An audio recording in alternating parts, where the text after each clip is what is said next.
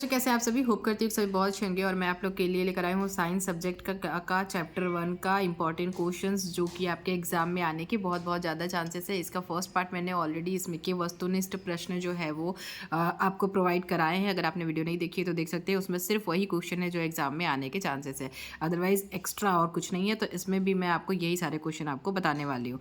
बहुत शॉर्ट में हम समझते हुए निकलेंगे एक एक क्वेश्चन को।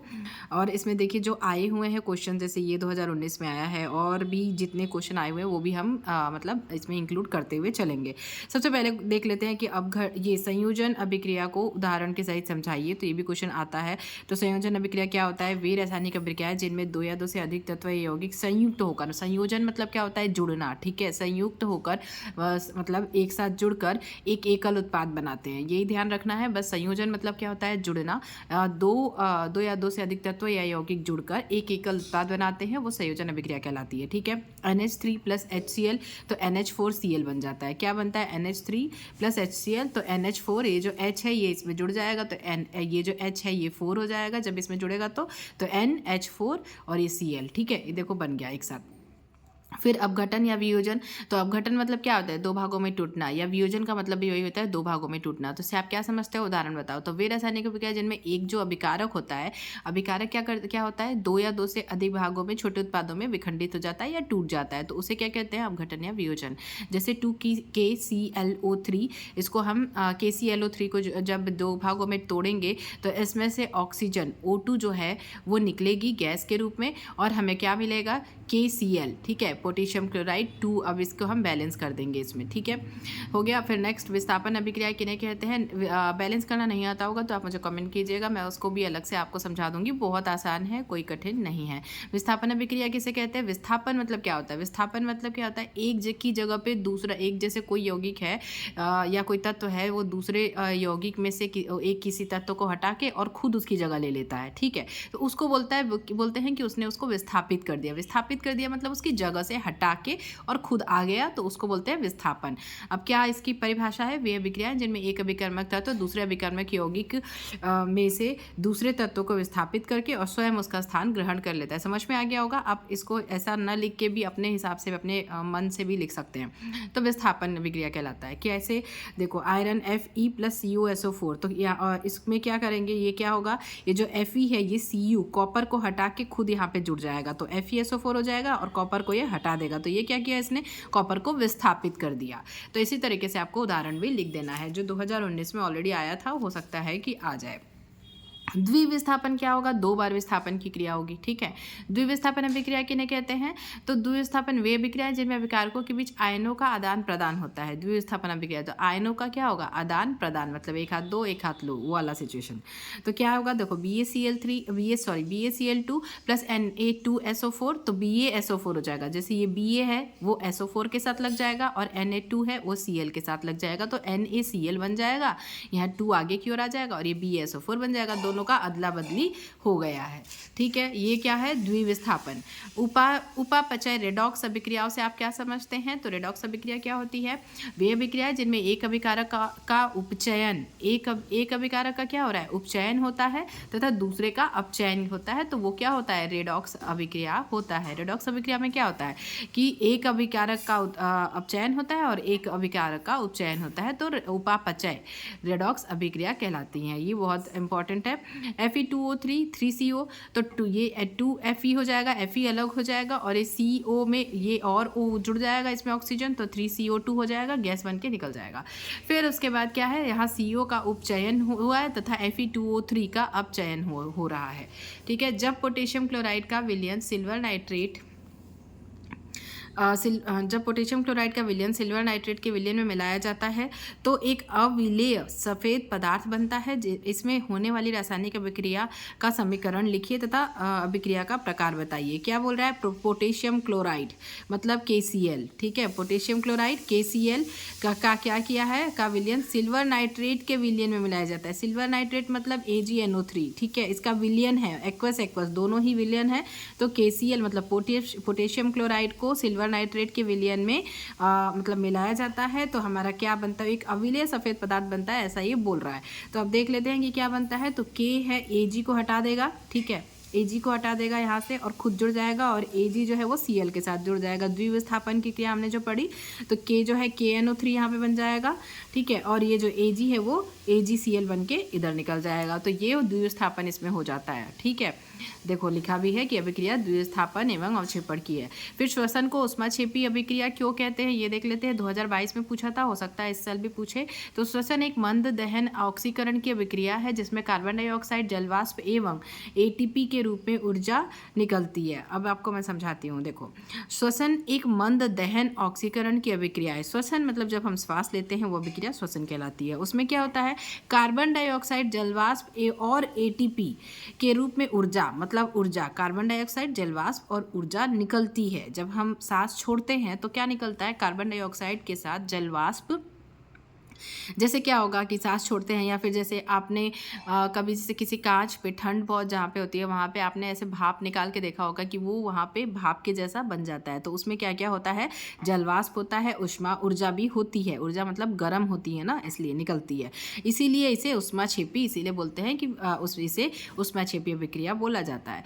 वियोजन अभिक्रिया को संयोजन अभिक्रिया के विपरीत क्यों कहा जाता है और इन अभिक्रियाओं के लिए समीकरण लिखिए। तो वियोजन अभिक्रिया में एकल अभिकर्मक टूटकर दो या दो से अधिक उत्पाद बनाता है। वियोजन हो गया मतलब टूट गया, ठीक है, दो या दो से अधिक उत्पाद बन गया। जबकि संयोजन में क्या होता है, दो या दो से अधिक मतलब जस्ट उल्टा होता है। दोनों दो या दो से अधिक अभिकर्मक क्या होते हैं, जुड़ जाते हैं और एकल उत्पाद बनाते हैं।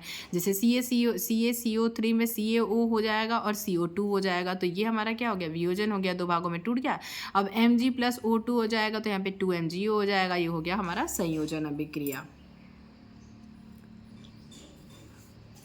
अब हम इसी में और आगे पढ़ेंगे। नेक्स्ट क्वेश्चन, विस्थापन एवं द्विविस्थापन अभिक्रियाओं में क्या अंतर है और इन अभिक्रियाओं के समीकरण लिखिए।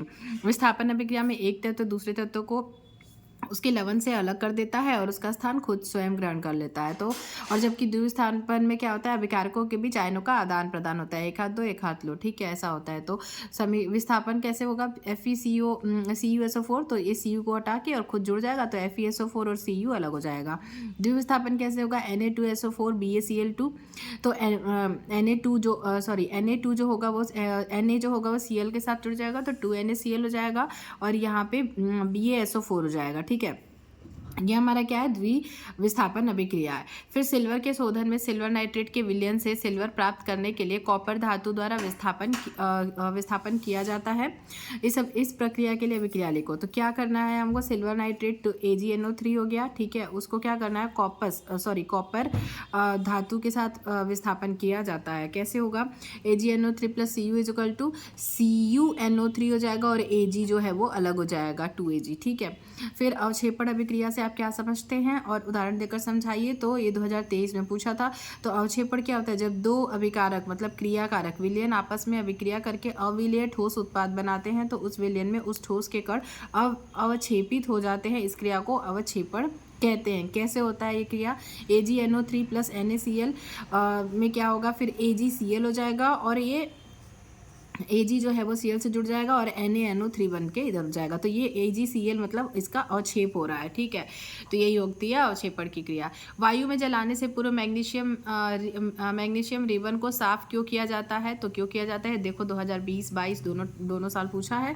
तो मैग्नीशियम रिबन के ऊपर एक धुंधली मैग्नीशियम ऑक्साइड आरक्षक परत जम जाती है और उसे हटाने के लिए वायु में जलाने से पूर्व मैग्नीशियम रिबन को साफ किया जाता है क्योंकि वह आरक्षी परत मैग्नीशियम को ऑक्सीजन से क्रिया करने से रोक देती है। इस वजह से उसको क्या किया जाता है, पहले रिबन को साफ किया जाता है। क्यों किया जाता है, क्योंकि उसके ऊपर एक मैग्नीशियम ऑक्साइड की आरक्षक परत जम जाती है और इसीलिए ये क्या करता है, क्रिया होने से रोकता है। इसीलिए इसको हमें पहले क्या करना पड़ता है, साफ करना पड़ता है। निम्नलिखित रासायनिक अभिक्रियाओं के लिए संतुलित समीकरण लिखिए। अब ये समीकरण लिखना है, इस टाइप का भी आता है क्वेश्चन। तो देख लो पहले, हाइड्रोजन देखो H2, क्लोरीन Cl2, तो क्या बन जाएगा, हाइड्रोजन क्लोराइड 2HCl। फिर barium chloride BaCl2, aluminium sulphate Al2SO4 barium sulphate, तो ये क्या बन गया, BaSO4 हो गया, BaSO4 हो गया। अब AlCl3 हो गया, यहाँ पे निकल जाएगा। फिर 2Na + 2H2O, तो NaOH हो जाएगा प्लस H2। तो ये हो गया हमारा। और उसके बाद ये कौन सा इंपॉर्टेंट क्वेश्चन हम देख लेते हैं जो कि आया हुआ हो आपके एग्जाम में। एक ये है, पदार्थ एक्स की जल के साथ अभिक्रिया लिखिए। ये 2020 में पूछा था। किसकी? पदार्थ एक्स, कोई पदार्थ है, उसकी जल के साथ अभिक्रिया लिखनी है। तो आप ये अपने मन से भी लिख सकते हो, जैसे सी, मतलब यहाँ पे दिया है CaO प्लस H2O, जल के साथ क्रिया कराया CaO का, तो CaOH2 प्लस ऊष्मा बाहर निकलती है। ठीक है, अब हम देख लेते हैं कि लोहे की वस्तुओं पर हम पेंट क्यों करते हैं। तो लोहे की वस्तुओं को संक्षारण से बचाने के लिए, संक्षारण मतलब रस्टिंग से बचाने के लिए हम उसको पेंट कर देते हैं, जिससे वो नमी के संपर्क में न आए और वो संक्षारित ना हो। ठीक है, ये बहुत इंपॉर्टेंट है, 19-22 दोनों में आया है। तेल एवं वसा युक्त पदार्थों का नाइट्रोजन से प्रभावित क्यों किया जाता है। तेल और नशा युक्त खाद्य सामग्री वायु या ऑक्सीजन के संपर्क में अधिक समय तक रहने पर क्या होता है, उपचयित होकर अपना स्वाद और गंध बदलकर विकृत गंधी हो जाते हैं। इसलिए इन्हें नाइट्रोजन जैसे सकम सक्रिय गैसों से प्रभावित किया जाता है। फिर उसके बाद ये वाला इंपॉर्टेंट क्वेश्चन है, कौन सा, विकृत गंधिता को परिभाषित कीजिए। ये 3B में देखिए, ये दूसरा है। मैं आपको बताती हूँ कि क्या होता है विकृत गंधिता। 1 मिनट। तो देखो यहाँ पे क्या होता है, विकृत तेल या वसा युक्त खाद्य पदार्थ उपचयित होकर अपना स्वाद एवं गंध को बदल देते हैं और यह घटना विकृत गंधिता कहलाती है। क्या कहलाती है? तेल तथा वसा युक्त खाद्य पदार्थ उपचयित होकर अपना स्वाद और गंध को बदल देते हैं और यह घटना क्या कहलाती है, विकृत गंधिता कहलाती है। तेल या वसा में तले हुए खाद्य पदार्थ जैसे नमकीन, चिप्स आदि लंबे समय तक रखने पर उनका स्वाद एवं गंध अप्रिय हो जाता है, मतलब अच्छा नहीं लगता है। उसके बाद हम नेक्स्ट में आ गए, निम्न, ये अति लघुत्तरी का ये लास्ट क्वेश्चन है, इंपॉर्टेंट वाला। निम्न शब्द समीकरण को संतुलित रासायनिक समीकरण में लिखिए। ऐसा बहुत सारा आता है, मैं आप बोलेंगे तो आपको अलग से इसकी वीडियो बता दूंगी, क्योंकि इसमें से कुछ ना कुछ आता ही है। जिंक Zn प्लस सल्फ्यूरिक अम्ल H2SO4 को क्रिया कराते हैं तो जिंक सल्फेट मतलब ZnSO4 और हाइड्रोजन H2 बनता है। ये 2023 में पूछा हुआ एक सवाल है। तो इस तरीके से इस चैप्टर के जो अति लघुत्तरीय प्रश्न हैं वो कवर हो गए। अब मैं और भी बता देती, बट वीडियो काफ़ी लंबी हो जाएगी। अगली वीडियो में फिर से मैं इसके आगे का आपको क्वेश्चन बता दूंगी, जिसमें लघुत्तरीय और दीर्घोत्तरीय प्रश्न होंगे। तो मिलूंगी अगली वीडियो में, तब तक के लिए bye bye, take care and all the best for your exam. Thank you, thanks for watching.